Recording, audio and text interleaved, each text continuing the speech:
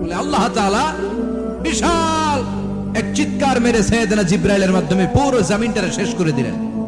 ফাজআলনা আলিয়াহা সাফিলাহা ওয়া আমতারনা আলাইহিম হিজারাতাম মিন সিজিল। তাদের অপকর্মের কারণে জর্ডানের ওই এলাকাটাকে আল্লাহ বললেন জিবরাইল এলাকাটারে হাতে তুলে নে, আকাশের উপরে তুলে পুরো এলাকা সহ মানুষ সহ জমিনের মধ্যে কেড়ে দে। জমিনের নিচের মাটি উপরে নিয়ে গেল কে? উপরের মাটি নিচে নিয়ে গেল কে? পুরো জায়গাটা এখন ডেড সি হয়ে গেছে। কি সি? ডেড সি নাম শুনেন নাই বোধহয়? আজকে শুনে রাখেন, এটারে বলে মৃত সাগর। এটা গজবের জায়গা, ওখানে মানুষও ডুবে না। লবণের ডেনসিটি, সল্টের ডেনসিটি এত হাই, এই পানির মধ্যে এত গজব, এর মধ্যে কোনো মাছ জন্মায় না, চিংড়ি জন্মায় না, কাঁকড়া জন্মায় না, ব্যাং হয় না, শ্যাওলা হয় না, কিচ্ছু বাঁচে না। এটা গজবের জায়গা। চিল্লায় বলেন ঠিক কিনা? যে আল্লাহ জর্ডানের এলাকাটারে ধ্বংস করে দিল, ওই আল্লাহ আজও আছে না নাই? এই জন্য নিজ দিয়ে তিনি যেমনি আযাব দিতে পারেন, ভূমিকম্প দিতে পারেন, জলোচ্ছ্বাস দিতে পারেন, উপর থেকে তিনি শিলাবৃষ্টি দিতে পারেন কি পারেন না?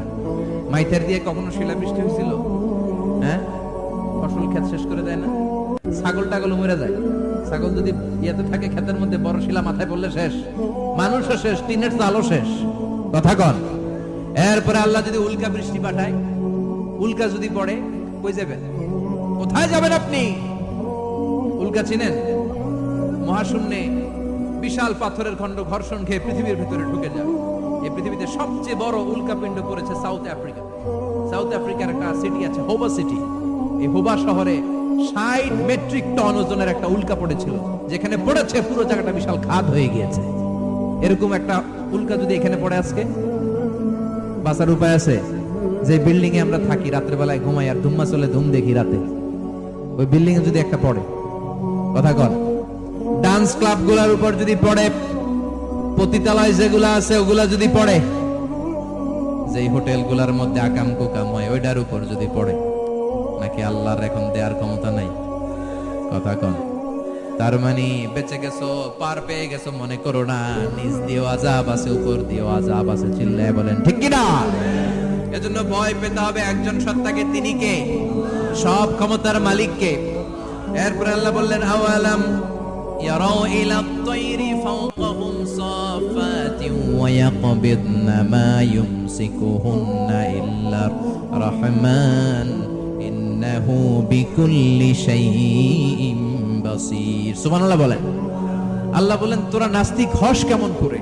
মানুষ নাস্তিক হয় কেমন করে? মানুষ কি মুক্ত বিহঙ্গের দিকে নজর করে তাকায় না? আকাশে মুক্ত বিহঙ্গ নাই? বিহঙ্গ বুঝছেন তো? পাখি।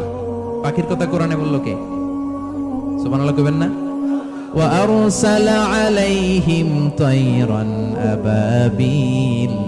আবার কাবা ভাঙতে এলে পাঠাওয়া বাবিল। দাও খোদা দাও আমায় আবার উমর দরজ দিল। দাও খোদা দাও আমায় আবার উমর দরজ দিল। সুবহানাল্লাহ পড়ে। এই যে আল্লাহ বললেন ওয়া আরসালা আলাইহিম, তারপর তায়রান আবাবিল। তায়ের মানে পাখি, তায়ের মানে কি? আবার জান্নাতে যারা যাবে তাদেরকে পাখির ভুনা গোশত খাওয়াবে কে? জান্নাতে যাওয়ার সাথে সাথে প্রথমে আল্লাহ আপনাদেরকে মেহমানদারি করবে মাছের কলিজা দিয়ে। খাইবেন? মাছের কলিজার কথা শুনে জিহ্বায় পানি আসছে না কেন? আউয়ালু তুআমিন ইয়াকুলুহু আহলুল জান্নাতি ফাজিয়াদাতু কাবিদিল হুত। প্রথমে মাছের কলিজা, এরপরে পাখির ভুনা গোশত। তার মানে পাখির কথা কোরআনে আছে না নাই? আবার সাইয়েদনা সুলাইমান আলাইহিস সালামের একটা পাখি ছিল, এটার নাম কি ছিল? হুদহুদ পাখি। মাথার উপর দিয়ে চলতো, আর ওইটার চোখে জুমিং পাওয়ার আল্লাহ এত বেশি দিয়েছিল, এটা জমিনে নজর করলে বুঝতে পারতো কয় হাজার ফিট নিচে পানি আছে, পানিটা মিষ্টি না লবণাক্ত না কেমন, দেখে দেখে মুহূর্তের মধ্যে সাইয়েদনা সুলাইমানের কাছে সব তথ্য সরবরাহ করে দিত। সুবহানাল্লাহ। এজন্য আল্লাহ বললেন নাস্তিক গুলো কি পাখির দিকে তাকায় না? এই পাখির দিকে তাকালে পাখির রব আল্লাহরে খুঁজে পাওয়া যায়। পাখির দিকে তাকালে, মুক্ত বিহঙ্গের দিকে তাকালে কেমন করে পাখিগুলো উড়ে যায়। এই পাখিগুলো আকাশে ধরে রাখে কে? মা ইউমসিকুহুন্না ইল্লা রহমান। ওই রহমান ছাড়া কেউ পাখিগুলোর সামনে ধরে রাখতে পারে না। কত শত আয়াতে যে আল্লাহ পাখির কথা বলেছেন হিসাব নাই। কত ধরনের পাখি যে আল্লাহ বানিয়েছেন কোনো হিসাব নাই। আপনারা ঘরে জিওগ্রাফিক্যাল চ্যানেলগুলো দেখেন? হ্যাঁ, না জি বাংলা দেখেন, স্টার জলসা, কিরণমালা, কি দেখেন? জিওগ্রাফিক্যাল চ্যানেল দেখবেন। ওখানে দেখবেন একটা পাখি আল্লাহ তৈরি করেছে, পৃথিবীর সবচেয়ে ছোট পাখি, নাম হলো হামিং বার্ড। কি নাম? The smallest bird ever in the world. সবচেয়ে ছোট, এটা প্রাপ্তবয়স্কে 3 থেকে 5 ইঞ্চি লম্বা হয়। এটার পূর্ণ যৌবন, এটা লম্বা কতদূর? 3 থেকে 5 ইঞ্চি। এটা প্রতি সেকেন্ডে ডানা ঝাপটাতে পারে 80 বার। কয়বার? আমাদের ডানা আছে না 2টা, আপনি আপনার ডানা 1 সেকেন্ডে কয়বার ঝাপটাতে পারবেন? হ্যাঁ, আমি ঝাপটাইলাম, কয়টা হয়েছে 1 সেকেন্ডে? হ্যাঁ, 3টা 4টা ঝাপটা দিতেই আমার সেকেন্ড শেষ। কিন্তু এই পাখিটা প্রতি সেকেন্ডে তার 2 পাখা ঝাপটায় কয়বার?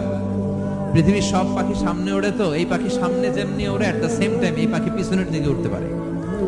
সুবহানাল্লাহ। বাড়িতে যাই বললেন। ইউরোপের আল্পস পর্বতমালায় গুগল করবেন যে আজকে গুগলে লিখবেন যে আলপিন সুইফট একটা পাখি আছে। এই পাখিটা একবার যখন শূন্যে উড়াল দেয়, উড়ন্ত অবস্থায় এটা আকাশে 6 মাস থাকতে পারে। আকাশের মেঘের আপ থেকে পানি খায়, শূন্যে ভেসে বেড়ানো পোকামাকড় ধরে খেয়ে বেঁচে থাকে। 6 মাস পরে একবার জমিনে ল্যান্ড করে, নেমে কয়েকদিন থেকে আবার উড়াল মারে, আবার উড়াল মারলে আবার 6 মাস। আলপিন সুইফট। আরেকটা পাখি আছে, অদ্ভুত পাখি, নাম হোমা বার্ড। এই হোমা বার্ড উড়ন্ত অবস্থায় ডিম পেড়ে দেয়, আর ওই ডিমটা জমিনে পড়ার আগেই মাঝখানে ডিম ফেটে বাচ্চা বেরোয়, বাচ্চা উঠতে শুরু করে দেয়। এই পাখিগুলোর কথা কোরআনে আছে না নাই? এজন্য আল্লাহ বললেন, আওয়ালাম ইয়ারাউ ইলা তাইরি ফাওকাহুম সাফাতিন ওয়া ইয়াকবিদনা মা ইউমসিকুহুন্না ইল্লার রাহমান ইন্নাহু বিকুল্লি শাইইন বাসীর। আল্লাহ বললেন, নাস্তিকগুলো কি পাখির দিকে নজর করে তাকায় না? পাখির দিকে নজর করে যদি তাকায়, তখন পাখির রব আল্লাহরে খুঁজে পাবে। চিল্লায় বলেন ঠিক কিনা? পাখিকে আরবিতে বললে তয়ের। সবাই বলেন পাখির আরবি কি? বিমানের আরবিও তয়ের। পাখি আরবি যা, বিমান আরবিও। এই পাখি নিয়ে গবেষণা করে বিমান বানাইছে। সুবহানাল্লাহ কইবেন না? আমরা বানাই নাই, আমরা তো খুশাখুশিতে ব্যস্ত। আমরা আছি ফতুয়া নিয়ে ব্যস্ত। তুই 20 কারণে কাফের, তোর চাচা 90 কারণে কাফের। তোর চাচা মরলে যেই জায়গায় কবর দেয়া হবে, ওই কবরের মাটির উপরে যে ঘাস উঠবে, ওই ঘাস যে গরু খাবে, ওই গরুর দুধ যে খাবে, ও কাফের। আছে না নাই? খালি কাফের ফতুয়া দেয় ব্যস্ত। আমরা ফতুয়া নিয়ে রইলাম, আর ওরা সব আবিষ্কার করে ফেললো। উইলবার রাইট আর অরভিল রাইট, এই 2 ভাই 1903 সালে এই বিমান আবিষ্কার করেছে, এই আয়াতের উপর গবেষণা করে।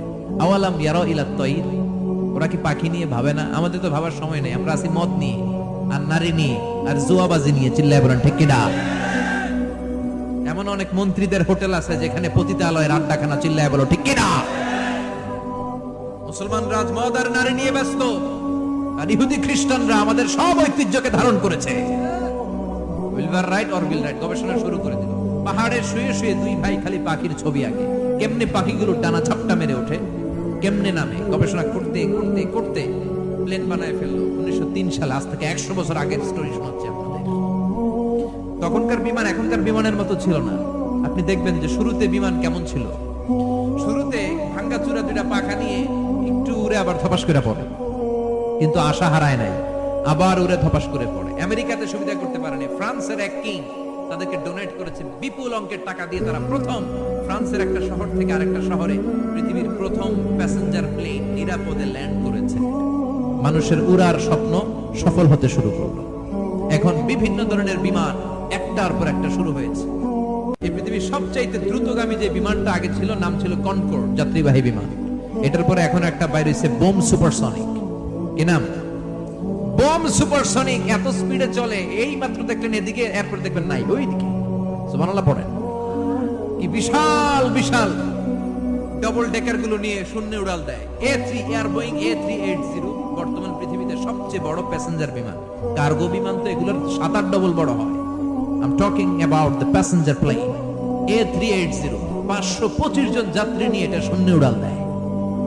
525 জন যাত্রী, কেবিন ক্রু, পাইলট, বিমানের ওজন, খাবার দাবারের ওজন, ফুয়েলের ওজন, 525 জনের লাগেজ টাগেজের ওজন, এই সব নিয়ে শূন্য উড়াল দেয়।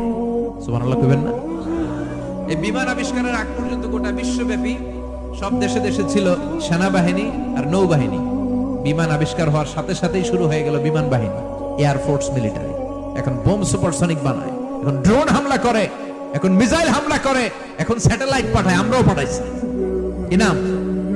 Bangabandhu satellite. We launching the Bangabandhu satellite channel last year.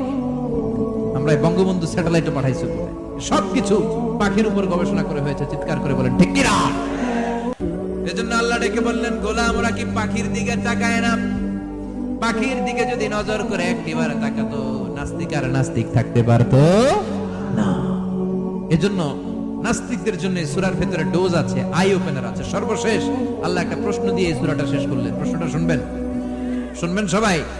আল্লাহ বললেন, কুল আরাআইতুম ইন আসবাহা মাউকুম গাওরান ফামান ইয়াতিকুম বিমাইম মাইন। বলো দেখি সবে, শুকাইয়া যদি যায় এই পৃথিবীর পানি, তাহলে হেথায় তটনির ধারা কে দিবে সবারে আনি? কে দিবে আনি? একদিন সকালবেলা ঘুম থেকে উঠছেন, টয়লেটে যাবেন, মুখ ধোবেন, স্কুলে যাবেন, অফিসে যাবেন, কাজে যাবেন, যাই দেখেন টিউবওয়েল চাপতেছেন, পানি নেই। ট্যাপ ছাড়লেন, পানি নাই। চোখের মধ্যে ময়লা, নাকে ময়লা। টয়লেটে যাবেন, পানি নাই। পুকুরে নাইমা দেখেন পানি নাই। বিশাল বিশাল মেশিন বসিয়ে মাটির নিচ থেকে ভূগর্ভস্থ পানি ওঠানোর চেষ্টা করলেন, একটা পানি নাই। এক ফোঁটা পানি গোটা বিশ্বে কোথাও নাই। কে দিব পানি আপনারে? পানি সম্পদ মন্ত্রী দিব, ডোনাল্ড ট্রাম্প দিব, শেখ হাসিনা দিবে? কেউ দিতে পারবে? এক ফোঁটা পানি বানানোর ক্ষমতা আমাদের নয়। ঠিক কিনা? পানির বৈজ্ঞানিক নাম হচ্ছে H2O। কি নাম? এই দেশে H2 নিয়ে কত কথা আছে না নাই? হাইড্রোজেনের দুইটা মলিকিউল, অক্সিজেনের একটা মলিকিউল। এই দুইটা গ্যাস, হাইড্রোজেন আর অক্সিজেন, দুই গ্যাস একসাথে মিলাইলে কি হয়? কথা বলেন। মিঠা নদীর পানি। সুবহানাল্লাহ পড়েন। আল্লাহ বললেন, ঘুম থেকে উঠে যদি দেখো পৃথিবীর সব পানিগুলো একেবারে পৃথিবীর নিচে চলে গেছে, কোন মাধ্যম দিয়ে এক ফোঁটা পানির জোগাড় আর বন্দোবস্ত করা যায় না, কে তোদেরকে পানি এনে দিবে? কথা কন। আল্লাহ ছাড়া এক ফোঁটা পানি এনে দেওয়ার মতো ক্ষমতা কারো আছে নাকি? আবার পানি থেকে পৃথিবীর সব কিছুরে বানালো কে? ওয়াজআলনা মিনাল মাই কুল্লা শাইইন হাই আফালা ইউমিনুন। আল্লাহ বললেন, পানি থেকে গোটা বিশ্বের সব আমি বানালাম। সব জীবিত জিনিস তৈরি হয়েছে পানি থেকে। এটা কোরআনের কথা। কার কথা? আর ১৫০০ বছর পর বিজ্ঞানীরা এখন বলছে পানি থেকেই সব প্রাণ এসেছে। সুবহানাল্লাহ পড়েন। বিজ্ঞানীদের রিসার্চে এসেছে পৃথিবীর সর্বপ্রথম যে প্রাণীটার উৎপত্তি, এটার নাম নাকি অ্যামিবা। কি নাম? It's a very small unicellular organism in the world. এককোষী শৈবাল অ্যামিবা এসেছে পানি থেকে, ওদের কথা। তারপরে এসেছে জুপ্লাঙ্কটন, ফাইটোপ্লাঙ্কটন, ব্যাকটেরিয়া প্লাঙ্কটন, একটার পর একটা ডেভেলপ করেছে। সব এসেছে পানি থেকে। পানি নাই তো কিচ্ছু নাই। পানি হচ্ছে প্রাণের ব্লুপ্রিন্ট। চিল্লায় বলেন ঠিক কিনা? পানির মধ্যে সব প্রাণের অস্তিত্ব রেখে দিয়েছে কে? আবার ফলের মধ্যে আল্লাহ পানি দিয়ে বললেন, আন্না সাবাবনাল মাআ সাব্বা। যেখানে যতটুকু পানির দরকার, রসের দরকার, সব রস দিল কে? ক্ষীরার ভিতরে পানি আছে না নাই? কলার ভিতরে, আপেলের ভিতরে, তরমুজ, তরমুজে তো পুরাই পানি। কথা গন। ডাবের ভিতরে কে দিল? নাকি আমনে বানাইছেন? কেউ বানাতে পারে? এই পানিগুলো দিল কে? আবার আল্লাহ বললেন, মারাজাল বাহরাইনি ইয়ালতাকিয়ানি বাইনাহুমা বারযাখুন লা ইয়াবগিয়ান ফাবিআইয়ি আলাই রাব্বিকুমা তুকাযযিবান। দুই দিকে সাগর বয়ে যায়, একদিকে এলো না পানি, একদিকে মিঠা পানি, একসাথে সাগরটা বয়ে যায়, কিন্তু মাঝখানে এমন ব্লকেজ, একটার পানি আরেকটার সাথে মিশে না, আটকায় রাখলো কে? দেখছেন আপনারা কোথাও এটা? কই দেখছিলেন? গোয়ালন্দ, বুড়িগঙ্গার এখানে একসাথে পানি বয়ে যায়। এই জায়গায় পানি, এই জায়গায় পানি মিলে না, মিশে না। দাউদকান্দির এখানেও আছে, মিশে না। এর কারণ এই পাশের পানি, এটা ডেনসিটি হাই, বেশি ঘন, এটা ডেনসিটি লো, এটা পাতলা, এটা টেম্পারেচার হাই, এটা টেম্পারেচার কম, এটা লবণ বেশি, এটা লবণ কম, দুইটা দুই পানি একসাথে বয়ে যায়, একটার সাথে আরেকটা মিশে না। এই কারিগরটা কে? চিল্লায় বলতে হবে কে? সেজন্য আল্লাহ বললেন, গোলাম পানি দিয়ে আমি বানালাম, পানি ছাড়া বাঁচবি না। এজন্য সব জায়গায় পানির ব্যবস্থা করে দিয়েছে কে? আবার বেশি পানি হলেও মরার ব্যবস্থা আছে না নাই? সাইয়েদনা নূহ আলাইহিস সালামের কওমকে বন্যা দিয়ে ধ্বংস করেছে কে?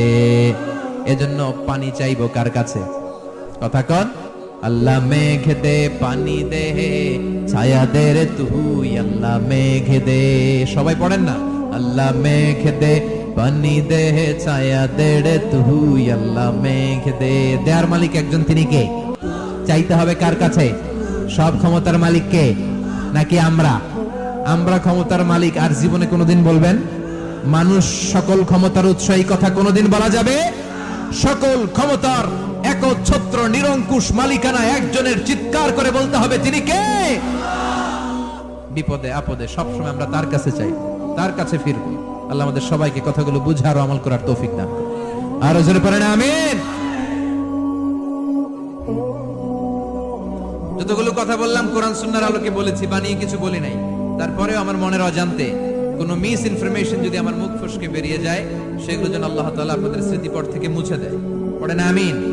সত্য সুন্দর হকের পক্ষে যা বললাম তার সব যেন আল্লাহ আমাদের সবাইকে আমলের তৌফিক দান করে। আমরা পড়ি আমিন। আল্লাহুম্মা আমিন। ইয়া রাব্বি লাকাল হামদু কামা ইয়ানবাগি লিজালালি ওয়াজহিকা ওয়া আযীমি সুলতানিক। লাকাল হামদু বিল ঈমান, লাকাল হামদু বিল ইসলাম, লাকাল হামদু বিল কুরআন। আল্লাহুম্মা জাআল, আল্লাহর আদেশে দেহে ঢুকে আল্লাহর আদেশে বের হয়ে যায়, ঠিক কি না? এই যে ছোট্ট বাচ্চাটার দেহের ভিতরে যে রূহ ঢুকলো, কে দিল? 120 দিনের আগে মানব শিশুর দেহের ভিতরে কিন্তু রূহের ফুৎকার হয় না। সহিহ বুখারীর বর্ণনা 40 40 40 340 কত কথা বলেন? প্রথম 40 থাকে নুতফা, তারপরের 40 হয় আলাকা, তারপরের 40 হয় মুদগা, sperm drop, blood clot and then the little flash। ছোট্ট নাপাক পানি ছিলাম, শুক্রাণু ছিলাম আমরা। কি ছিলাম? শুক্রও ছিলাম না, শুক্রাণু, শুক্রের অণু। এক ফোঁটা শুক্রের মধ্যে 20 কোটি অণু থাকে। ওই 20 কোটির একটা ছিলাম আমি আর আপনি। সুবহানাল্লাহ। বাড়িতে গিয়ে বললেন ডিম্বাণু, ডিম্ব আমরা ছিলাম না, আমরা ছিলাম ডিম্বাণু। ডিম্বের এই ডিম্বাণু আর শুক্রাণু দুইটা মিলে আল্লাহ আমাদেরকে বানায় ফেললেন জাইগট, সেখান থেকে এমব্রয়ো, তারপরে আস্তে আস্তে ইনিশিয়াল স্টেজগুলো শেষে একটার পর একটা স্টেজ পার করে তিনি আমাদেরকে বানালেন আলাকা, সেখান থেকে মুদগা। আমাদের দেহের ভিতরে তিনি স্কেলিটন ভরে দিলেন, কঙ্কাল, মাথার স্কাল দিলেন, খুলি দিলেন, নাক কান গলা দিলেন, আমার রেসপিরেটরি সিস্টেম চালু করে দিলেন। কত ছোট ছিলাম আমি, ক্ষুদ্র ছিলাম আমি। ফালইয়ানজুরিল ইনসানু মিম্মা খুলিকা, খুলিকা মিম্মাইন দাফিক। মানুষের উচিত তার সৃষ্টি প্রক্রিয়ার দিকে নজর করে তাকানো। বাবার পিঠ থেকে সবেগে নির্গত হওয়া পানি দিয়ে মায়ের পেটে তোমারে ঢুকায় দিল কে? নাপাক পানি থেকে ছোট্ট ব্যাঙ্গাচির মতো ছিল, জোকের মতো মায়ের জরায়ুর দেয়ালে লেগেছিলাম। সেখান থেকে বড় করতে করতে আমার রেসপিরেটরি সিস্টেম, আমার হেয়ারিং সিস্টেম, আমার সব সিস্টেমগুলো তিনি আমার দেহের ভিতরে সেট করে দিল। চিল্লায় কোন সুবহানাল্লাহ। 120 দিনের সার্টেন পিরিয়ড শেষে তিনি দেহের ভিতরে রূহের ফুৎকার দিলেন।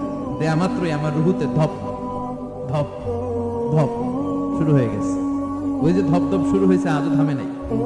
এই ধপ ধপ থামলে বাঁচবেন, দম ফুরাইলে আমরা ঠুস হয়ে যাবো, ঠিক কিনা? আয় রে মানুষ রঙিন ফানুষ, দম ফুরাইলে তবু তো ভাই কারোরই নাই একটুখানি। আয় রে মানুষ রঙিন ফানুষ, রঙিন ফানুষ, আয় রে মানুষ। সুবহানাল্লাহ বলেন।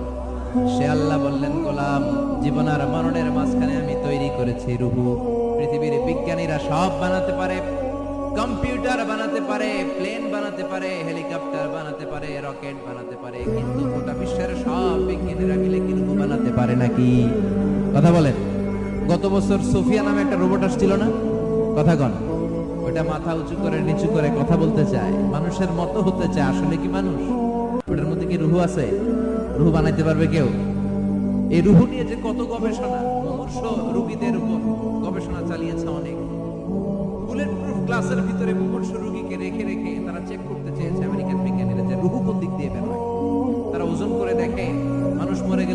লাশের ওজন বেড়ে যায়, কোন লাশের ওজন কমে যায়। যেটাতে কমে গেছে 2-1 কেজি কমে যায়, তার অবাক, কিরা আগে ছিল 80 কেজি এখন হচ্ছে 78 কেজি, তার মানে 2 কেজি নাই, এটাই রুহ।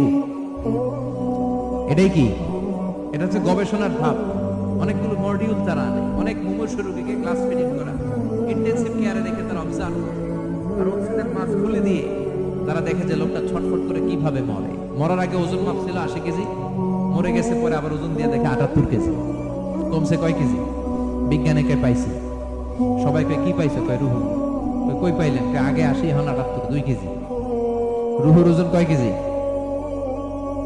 তো বিজ্ঞানীদের সিস্টেম হচ্ছে যে কোনো একটা বিষয়ের উপর গবেষণা চালালে তারা পূর্ণাঙ্গ ডিসিশনে পৌঁছতে পারে না। They couldn't jump to the final conclusion just on one module, based on one module. They cannot do it. তাদের অনেকগুলো মডিউল আনতে হবে। তারা আবার নমুনা আনলো আরেকটা। মুমূর্ষু রোগী, অক্সিজেন চেম্বার লাগানো, মাস্ক লাগানো, এটা খুলে ফেললে মরে যাবে। বুলেট প্রুফ করা গ্লাসের ভিতরে ঢুকিয়ে এটার ওজন মাপ, এটার ওজন 60 কেজি।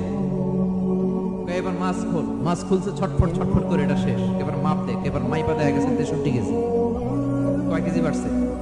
এক একটার এক এক সিস্টেম হইতেছে, কোনোটা কমে, কোনোটা বাড়ে, কোনোটা কিচ্ছু হয় না। সবাই কয় তাইলে আপনি রুহু পাইলেন কই? আগেরটা কম ছিল, মনে করছিলেন 2 কেজি কমছে, ওইটাই রুহু, এখন 3 কেজি বাইরে গেছে, মিলাইবেন কি দিয়া? কথা কন। আল্লাহ ডেকে বলে, গোলাম কিয়ামত পর্যন্ত একটার পর একটা মুমূর্ষু রোগীকে বুলেট প্রুফ গ্লাসের ভেতরে ঢুকাতে পারবি, গবেষণা করতে পারবি, মাগার রুহু খুঁজে পাবি না। চিল্লায় বলেন ঠিক কি না? কারণ এই রুহুর মালিক কে? সে আল্লাহ বললেন, আল্লাযী খালাকাল মাউতা ওয়াল হায়াতা লিয়াবলুয়াকুম আইয়ুকুম আহসানু আমালা। জীবন আর মৃত্যু বানালাম তোমাদেরকে পরীক্ষা করার জন্য। পরীক্ষা আছে না নাই? গোটা দুনিয়াটাই পরীক্ষা। আল্লাহ যারে পছন্দ করে বেশি তার পরীক্ষাও। আসাদুন নাসি বালাআন আল আম্বিয়া। এই পৃথিবীতে আল্লাহ সবচেয়ে বেশি বালা মুসিবত দিয়ে পরীক্ষা করেছেন নবীদের। কারণ নবীরা আল্লাহর কাছে কম প্রিয় না বেশি প্রিয়? যেহেতু প্রিয় বেশি, পরীক্ষা। এজন্য মুমিনের উপর যদি পরীক্ষা আসে, মুমিনের উপর যদি অত্যাচার আসে, মুমিনের উপর যদি ধৈর্যের পরীক্ষা আসে, জেল জরিমানা আসে, মুমিন ওইটারে ভয় পায় না। মুমিন ভয় পায় একজনকে। চিল্লায় বলেন তিনি কে? কারণ আল্লাহর ঘোষণা, ওয়ালা তাহিনু ওয়ালা তাহজানু। ঘোষণাটা কার? ভয় নাই, তোদের চিন্তা নাই। আনতুমুল আ'লাউনা ইন কুনতুম মুমিনিন। তোমরাই বিজয়ী হবা যদি মুমিন হও, যদি মুমিন হও। এজন্য ধৈর্যের পরীক্ষা দিতে হবে, আল্লাহর উপর তাওয়াক্কুল করতে হবে, অত্যাচার আর জুলুম আল্লাহর নামে সহ্য করে যেতে হবে। চিল্লায় বলেন ঠিক কি না? কারণ মুসলিমের সাথে আল্লাহ থাকে। মুসলিমের বদদুয়াকে বিশ্বনবী ভয় করতে বলেছেন, কারণ মুসলিমের বদদুয়ার মাঝে আর আল্লাহর মাঝে পর্দা থাকে। যারা দুনিয়ার বুকে জুলুম করে তাদেরকে ক্ষমতার মসনদ থেকে নামিয়ে দেয় কে? আর যারা মুসলিম হয়, যাদের রক্ত দিয়ে জমিন ভেজে, তাদেরকে জমিনের ক্ষমতা দিয়ে দেয় কে? আর যারা রক্ত ঝরায়, ইতিহাস বলে তারা শেষ পর্যন্ত প্রাণ আর জান নিয়ে পালাবার জায়গাটা পায় না। চিল্লায় বলেন ঠিক কি না? এজন্য মুমিন খুব ভালো করে জানে, রাত্রি যত গভীর হয়, সুবহে সাদিকের সময় কাছে আসতে থাকে। গর্ভবতী নারীর পেটের জ্বালা যন্ত্রণা, ব্যথার পেইন যত বাড়ে, নতুন মেহমান আগমনের সময় কাছে আসতে থাকে। তেমনি ইসলামের পক্ষের শক্তির উপর যদি অত্যাচার, অনাচার, স্টিম রোলার বেড়ে যায়, এটা প্রমাণ করে ইসলামের বিজয়ের সময় কাছে আসতে শুরু করেছে। চিল্লায় বলো ঠিক কি না? এজন্য রাব্বুল আলামিন ডেকে বলেন, গোলাম লিয়াবলুয়াকুম আইয়ুকুম আহসানু আমালা। কে ভালো আমল করো, কে খারাপ আমল করো, এজন্য আমি জীবন মরণ তৈরি করেছি। চিল্লায় কোন ঠিক কি না? এরপর আল্লাহ বললেন, ওয়ালাকাদ যায়্যানাস সামাআদ দুনিয়া বিমাসাবিহা ওয়া জাআলনাহা রুজুমান লিশ-শায়াতিন। সুবহানাল্লাহ বলেন। ওয়ালাকাদ যায়্যানাস সামাআদ দুনিয়া। মাইক পেন কোথায়? সাউন্ডটা বাড়াও। এত দুর্বল কেন তোমার সাউন্ড? মনে হচ্ছে আমি মাইক ছাড়া কথা বলছি। সাউন্ডটাকে স্ট্রং করো।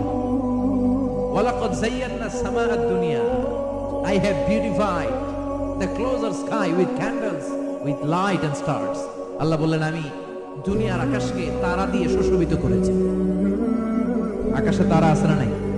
এগুলো এমনি এমনি হয়েছে না? তৈরি করছে কে? বিশ্বাস হয়? কোনো সন্দেহ আছে? এখন তো লাইটিং ফাইটিং এর যুগে তারার যে কি সৌন্দর্য আমরা বুঝি না। যখন ছোটবেলা গ্রামে যেতাম, রাতের বেলা তারার মেলা, কি সুন্দর, একটার চেয়ে একটা সুন্দর। শুকতারা, ধ্রুব তারা, সপ্তর্ষি মণ্ডল, 7টা তারার একটা চেইন আছে, চেনেন এগুলো? কি সুন্দর তারা! এগুলো তৈরি করে রেখেছে কে? প্রথম আকাশের মহাশূন্যকে আল্লাহ এই তারকা দিয়ে বিউটিফাই করেছেন। ইটস এ ক্যান্ডেল, আল্লাহ সাজিয়ে রেখেছেন। আমরা খালি চোখে যেটা দেখি এটা কিন্তু আকাশ না, এটা প্রথম আকাশ নয়। প্রথম আকাশ যে কত দূরে আমেরিকার নাসার বিজ্ঞানীরাও জানে না।